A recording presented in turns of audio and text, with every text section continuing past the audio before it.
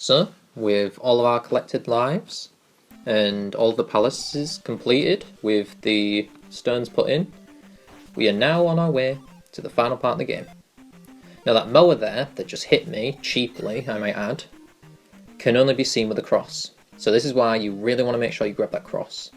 And I will say that is the most unfair enemy placement in the game. But you know what? That's the only part of the game I think is completely unfair. As in, there is hardly any way to avoid that.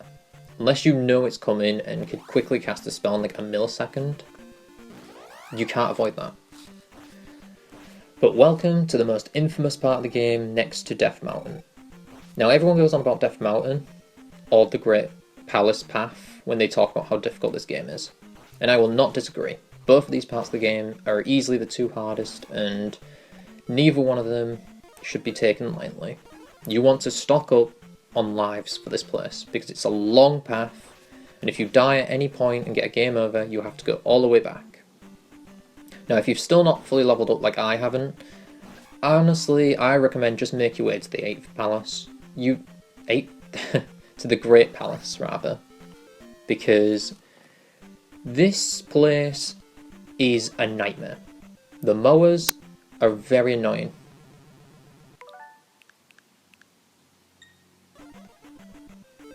As I was saying, the mowers are very annoying. And I recommend casting Jump because of that very reason there, where I was an idiot and just fell into a pit. Now, I've shown off the rewind feature there for the first time in my Let's Play. So why did I use it? Why did I not just take the death and just get on with it and play it like the game intends me to? Because that was just a dumb moment on me, and I think if it's something that I know for a fact I could have avoided by just not being an idiot, I'm going to use a feature like that. I know some people are against features that help make difficult games like this easier, but honestly I think it's a fair thing to use a feature like that if it's just because of a dumb misclick moment like that was. That wasn't to do with my skills or anything, it was just that I literally pressed the button at the wrong time. That's all I did wrong. But yeah. Now this part is going to be entirely the path, which is why it's a little shorter, but it's still quite long, as you can see, because this path is no joke. You can already see I've used up all of my extra lives now. So I have the 3 lives that I would have normally. This area is difficult because the enemies that they chose to put here, the mowers and the eyeballs, are both enemies that float all around and make it hard to navigate.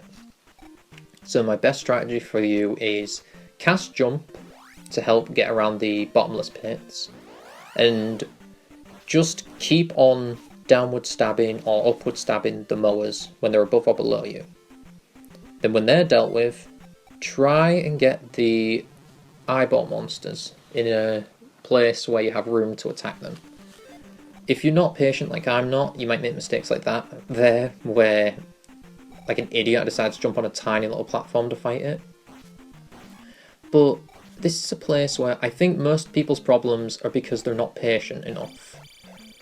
Like, I'm not gonna call out Let's Players or anything like that, because obviously I respect them so much for being able to do this for a living. But when I watch people play this game, it's frustrating when they whine about how unfair this part is, because I think, really, this part's not that bad. Yes, you need your lives, yes, there's a lot of knockback issues, but you have the downward stab. You can just jump on these enemies and kill them in a second. You have the upward stab, so even if they're being annoying above you and you can't hit them, like with normal stabs, and you can't downward stab them because they're above you, just upward stab them. I don't understand why everyone treats this area like it's the most unfair thing. Death Mountain's harder than this, because Death Mountain, the enemies, you don't have as many skills to use against them.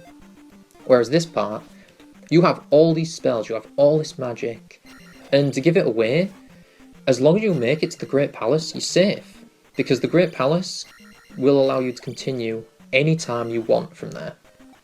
Now I think it's dumb, on the one hand, that only the Great Palace lets you do that, because it should have been in the entire game. But I am so grateful that you can continue from the Great Palace, because if you couldn't, then I would agree with people and say this game's impossible. Since you can, there's nothing to really say about it. Now, obviously, if you press save and not continue, then you do have to go back from the beginning to the Great Palace. But you really shouldn't, because there's not much of a reason to not just finish the game at this point. We only have the Great Palace to finish, and then we've beat the game. And the Great Palace, though it's long, isn't so long that it's going to take you days and days to beat.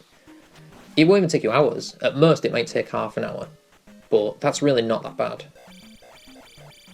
The path there can be annoying, but again, I just don't think it's this unfair, ridiculously hard, brutal, broken thing that people try and make it out to be. Because, to me, everyone just over-exaggerates, and I think every time I watch people play this game, and they struggle on this part, I watch and I see they're not using Fairy when they get knocked back, which, yeah, I messed up on doing it, but if I just pressed it a few seconds earlier, Fairy would have got me out of that pit when I was knocked back. I don't see people use the upward or downward stab enough, so I think it's their own fault that they're getting constantly hit by the enemies. And I don't see people using their spells. And just to bring extra proof onto why I think this area isn't that bad, I was dealing with a lot of slowdown on my capture card. I don't know what's been causing it, but as I've been playing the games, I've found that my capture card has been really slow at points and fine at other times. It's just that when it records, it seems to slow down. But the thing is, you could see there, it was chugging, and I was terrified of making a mistake.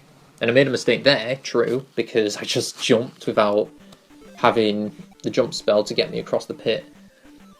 But then there's this, Fairy. I just show right here why there really is no excuse for everyone who whines about this being unfair, because you have a Fairy spell you can just cast to get around. And people say, oh, you need all the lives to the Great Palace.